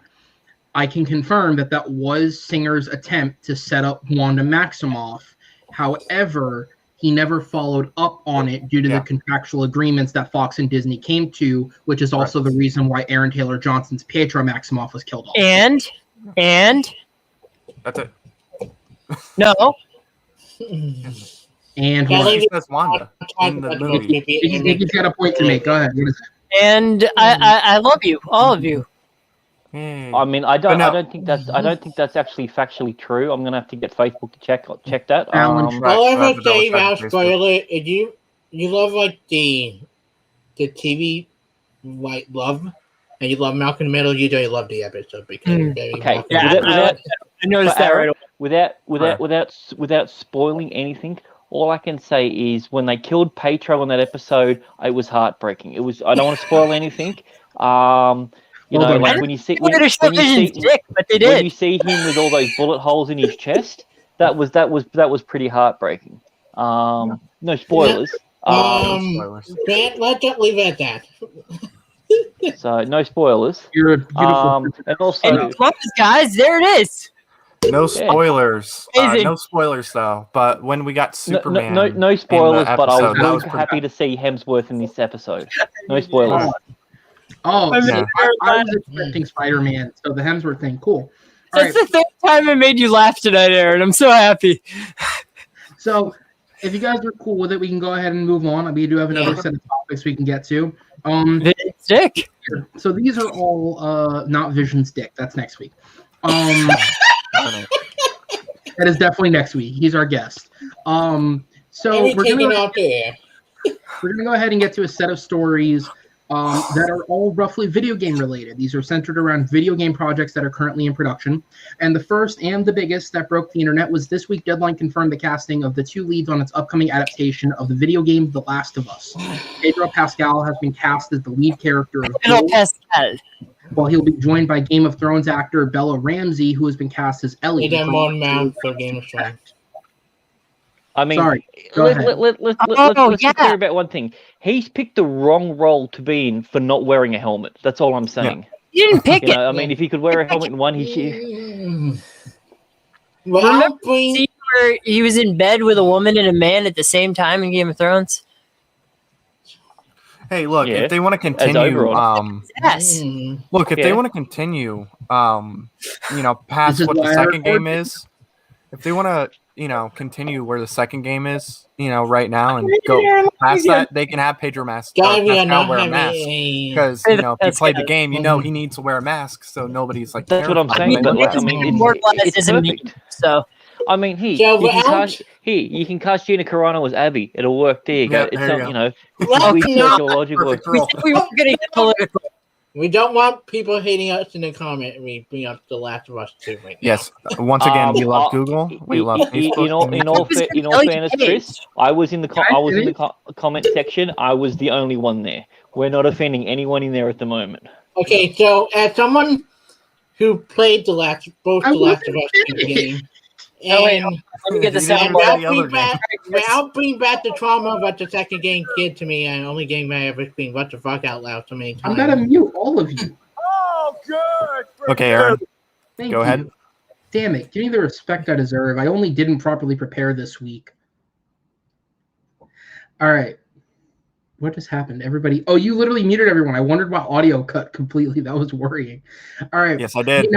The announcement this week of the two castings came on the heels of an earlier rumor that dropped this week that HBO's two top choices for Joel were either between Pedro Pascal or Moonlight actor Mahershala Ali, with Pascal later accepting the role. This week, Paramount confirmed that Sonic the Hedgehog 2 has a release date of April 8th, 2022. They also confirmed with their little teaser trailer that the film will follow up on its end credit scene by including Miles Prower, aka Tails, as a lead character. This week, as reported by The Wrap, the upcoming Dungeons & Dragons film has cast its trio of leads, with that trio being Wonder Woman's Chris Pine, Fast and Furious's Michelle Rodriguez, and Detective Pikachu's Justice Smith. The film is currently being worked on by Jonathan Goldstein and Jonathan Francis Daly, who are most known for their comedy film Game Night. And finally, the upcoming Borderlands film has cast two more actors in roles this week. This week, they confirmed that actress Jamie Lee Curtis will be joining the role in the movie in the role of Tannis, an archaeologist on Pandora who will have a key to help them finding the vault of treasure they are looking for, while Jack Black was cast as the voice actor of popular game character Claptrap. The casting of these side characters mean that there are still three major characters left to be cast, and the caliber of actor they are going for is certainly up there, with these two joining Kevin Hart and Cate Blanchett as starring in the film. I'm so sorry, but I have to correct you. Did you say Wonder Woman's Chris Pine? He was in Wonder Woman. Yeah. Try again. Wonder Woman's Chris Pine. No. Aaron, let Aaron go. Aaron, try again. Star Trek's Chris Pine. No. It takes a big man to admit his mistakes, so I'm so proud of you. We don't need to associate with those movies. You know, we don't need to anyway. either. That trilogy is no. We don't need to do that. Okay. Yeah. We got Discovery. Discovery tainted it. Now let's get into the real stories. So I liked Andrew Luck casting. tainted. I love the casting. It gives me much more confidence in the show than Star Trek Discovery. I think Grant's not even in the room. Grant's not even in the room. Do not bash Discovery without Grant. I am the new Grant when it comes to this. He hates that show. I hate it too. I hate that. Did you watch season 3? I did not watch season 3 because I hated season 1 so much. Season 3, Michael becomes so much lighter. That's like saying, "Hey, you don't like being murdered? Here, try it again." Hey, advanced history. They're in the future now. They go to the future. I can sort of contribute. I've now seen 6. You didn't like Captain Pike? No. All right, let Aaron speak. Sorry. I love Kanan though. The only thing I can contribute is I've now seen 6. Jesus, that looked like it hurt. Kanan better than Captain Pike? The only thing I can like contribute is Captain I Pike, have but I now, like as of this week, seen 6 Star Trek films. Kanan is a good character. You don't like Captain Pike? No, but I like Kanan from Star Wars. What kind of man are you? So, someone who I'm a played the last. I would go for that man. Captain Pike would too. No, you know you would. I don't like any of them because I don't like the show. Oh my god! Yeah, it's a shitty show. Blasphemy. They should have gotten a better story group or whatever to develop it. I agree, but Jonathan has so much potential. I focused on the video game news, not. But Pedro Pascal is great. No, just let them go. I like Pedro Pascal. I thought he was, I like him in Game of Thrones and The Mandalorian, and I'm pretty sure he's not in Star Trek, which is good. But I think that But is he cool? I think I need to finish. But you're good. No, like I think he's a. I'm fucking losing my train of thought.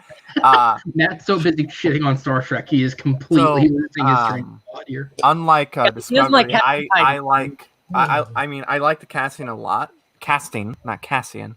Casting. You like Captain a lot. It's such. He loves Captain Pike. Cassian Andor. I like Cassian Andor, Rex and Andor. But Captain Pedro Rex, Pascal, I think Yeah, I like Captain Rex on Star Wars, and only Star Wars. But no, I think it was a good casting. If they would have casted Mahershala Ali, I think he would have been great in the role. But I have a feeling HBO thought in the back of their heads, Wow. oh wait, people are upset because of the whole Gina Carano thing. These people are going to be upset if we cast him because Joel is a white man, and Pedro Pascal's not like. And listen, Pedro Pascal being Hispanic also did Yeah. flare things up. So there Pedro wasn't. Pascal has played white guys before. Yeah, True. but I feel like Next Lord. I feel like it's more forgiving. Equalizer too. But I think No, he Maxwell Lord. No. I need to correct you. They did say that he changed his name. He was Hispanic. He was. I thought he was meant to be. He was Latin. They even made it Latin dancing. Yeah. Right. But Joel is. You're good. How dare you? I feel like he does fit the role of Joel. Obviously, he can pull off the father type of role. He fits Joel. He fits Joel. He fits Joel. He fits the whole father type of role. We saw in Mandalorian. He plays the father. Where it's gonna be similar to Mandalorian. It's gonna be similar to Mandalorian, where it's like, oh, I don't want, he's like, okay, it's this kid. I have to kind of take him to this place, but then he slowly doesn't fall in love like a relationship, but he begins to care for the kid like his daughter. You murdered her. You murdered her. Like it's his Joel daughter. and Ellie, father daughter Yeah, they're relationship. I make it. yeah, they're not gonna go that far. Now the I mean, girl that casted, they were both in Game of Thrones, so I don't think they'd be that confused if they did decide to go. They that never direction. met.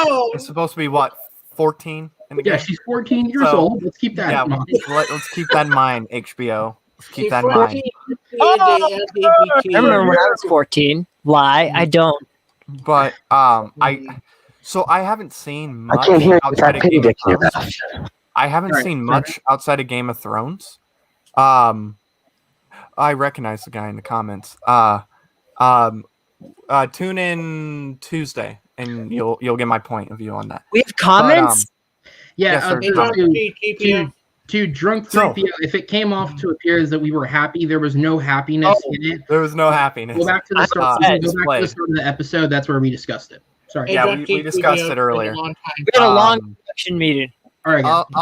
But I haven't seen much of her role in like anything outside of Game of Thrones, and maybe I have, and I just didn't realize she was in that movie or TV show. I can look her up. But I did like her in I did like her in Game of Thrones a lot. I thought that was a really cool character for the time. I thought she did real good. So I'm more satisfied with I'm more, I guess, happy with the Pedro Pascal casting, because I like him a lot in Game of Thrones. I liked him a lot in The Mandalorian and Equalizer 2 and whatnot. He's proven he is a good actor. He's still good in Equalizer 2. It's not that good of a movie. I like the casting, and I decided to look it up just for the sake of answering the question. Her biggest performance, Belle Ramsey, her biggest performance outside of Game of Thrones was she was in the 2019 Oscar-nominated film Judy. She played Judy Garland's younger daughter. Oh, yes. Wow. Oh, she deserved that. She's really good in it. No, she was great. So, sorry, Matt, go ahead. I just wanted to throw that in there just in case anybody had seen that. She has been in that. I love that name. Here, check the group chat, Aaron. Anyway, group chat that Grant made a while ago. Go ahead. Keep going. But no, I didn't see Judy. I'll just answer real quick without going into detail. No, there's my opinion on that. But like I said, I don't know much about her outside of Game of Thrones. I liked her a lot in Game of Thrones, so I'm gonna go by her performance in Game of Thrones. And I'm going to say that I am happy with that casting. I am it's not Amber Heard. and it's not Amber Heard, so that makes me happy. It's a win. That makes me really Any happy. leftover soda this week, though, Matt? Wait, what? Do we have any leftover soda? How's Matt Root Beer doing? I drank my leftovers. That's your middle name, right? Root? Root, yes. Matt Root Beer. It's Root. Root I Beer? don't think Amber Heard would have fit because I don't see, even if I liked Amber Heard, I don't see her playing a 14-year-old girl. I just don't see that. I could be a 14-year-old girl. On. I'm that versatile. Right. So I am on to mine here. Let me ask first. Who here played the game? Both of them. Oh, I played both. I played both. So when I think of Joe, I also think of the emotional turmoil he goes through. You know, I mean, the first 10 minutes of the first game, what happened that 10 minutes that led to the story. Had you ever seen Pedro Pascal when he, beside a few moments where he take the helmet off, show emotion to his character? That my concern. I think Joe, you had that tough exterior, but you had to have that father and daughter relationship thing. I'm so sorry. Yeah.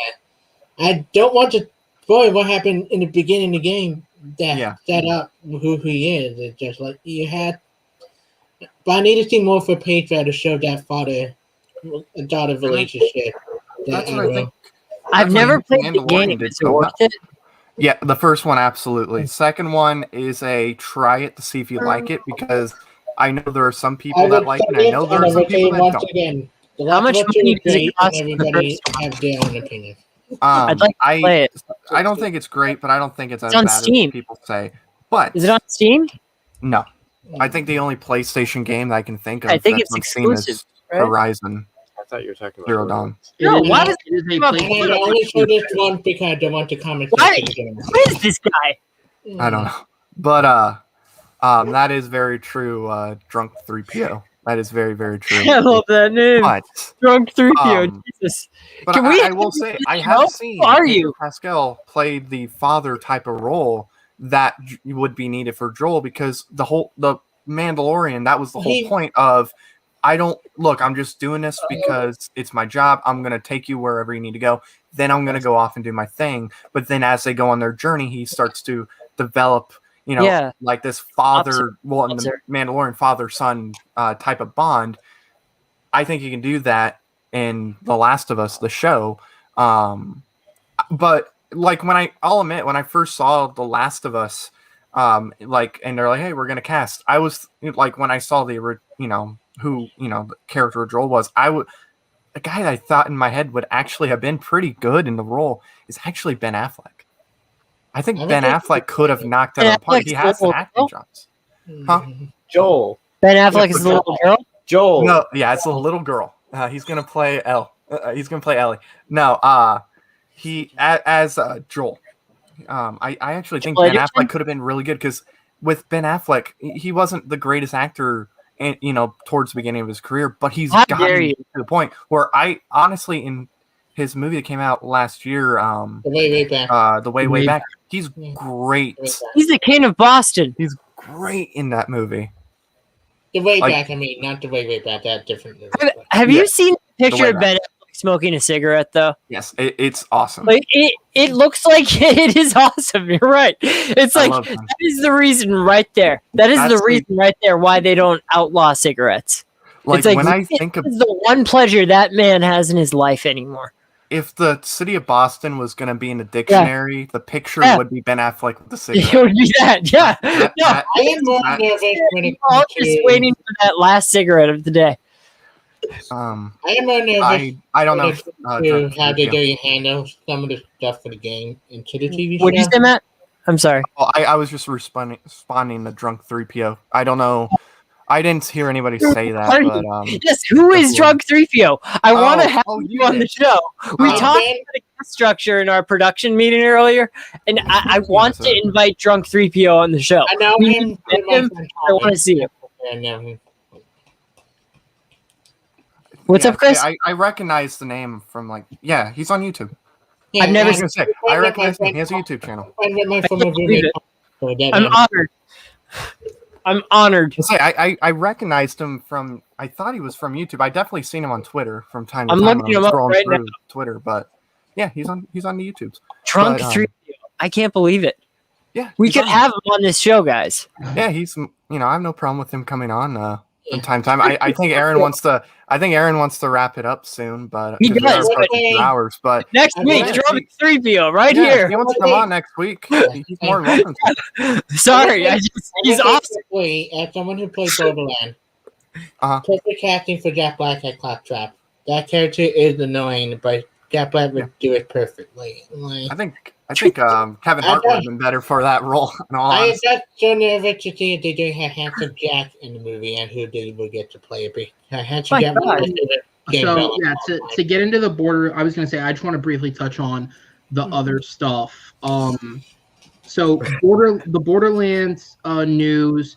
Jamie Lee Curtis is a great addition to anything, and I like the casting of Jack Black as Claptrap. I do believe that Claptrap's an annoying character in the games, but I think there is a way that he can be translated into something a little more appeasable. And I certainly think Black's a great choice for that. Touching on the other ones quickly, I don't know about you guys, but I actually really liked the Sonic film. What it was, I thought it was a great. Hey, I think I got COVID when I saw Sonic.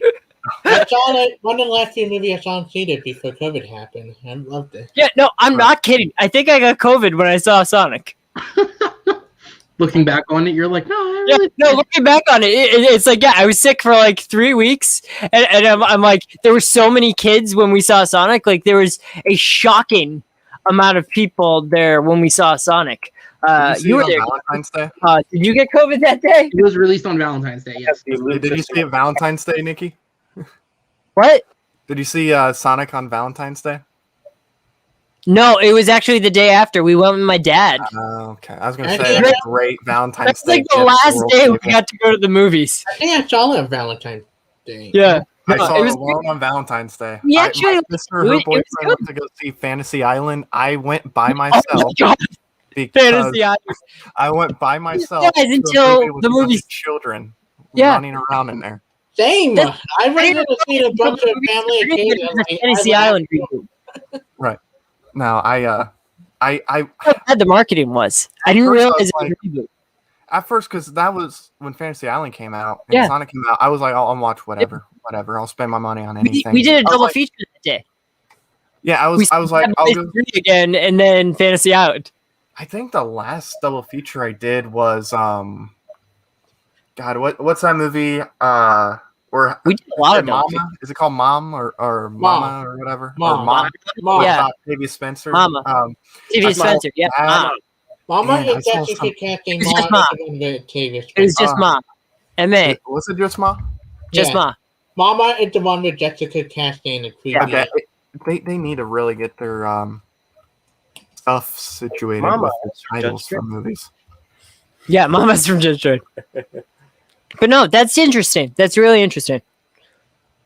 So I'm trying to figure out what came out What was the last that day. double feature I've seen? I did a triple feature once with Coco, Lady Bird, and Yeah. Oh, triple feature. I just saw Endgame twice in one night. I guess that counts as a triple feature. I Like, saw the- Coco, Just Lady saw Bird, it twice. and You saw it Manic again, and then back to back. in one day. I did it back to back. It was great. It was like Right. one of the best nights. I just went by myself, and I'm like, I'm just gonna watch Endgame all night. Wait, was that my?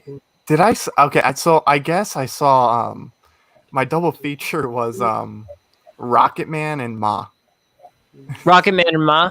Cool. Yeah, great Yeah. double feature. We did Midway and what was the one with the hat? The The movie hat. that creeps me out. Dr. The hat?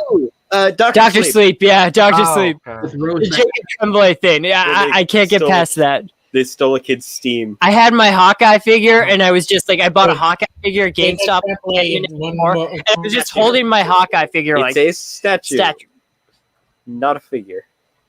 I was just holding it like There's and a looking at difference. it like I don't have to watch this movie. I got my Hawkeye statue. Life is good. Well, before we wrap it out, I'll just talk about the last little bit here. The Dungeons and Dragons thing, cool. Like, I think those directors made a great film with Game Night, and Chris Pine, Michelle Rodriguez, and Justice Smith are 3 solid leads. In Yeah. terms I love of getting Michelle them- Rodriguez. I love her. Huh? I love Michelle Rodriguez. Yeah, I just love her. I think she works in certain That was literally my first thought with the Gina Carano thing. Like, that was one of those people that I thought could recast her, but I'm like, oh no, she's so much louder. True. I think we lost Chris. But I love Michelle Rodriguez. I think she needs to be more. When she showed up in Alita Battle Angel, I was like, oh my god, it's Michelle Rodriguez. Right. Yeah. Well, anyways, guys, with that said, we'll go ahead and wrap it up. Thank you guys so much for checking us out and watching.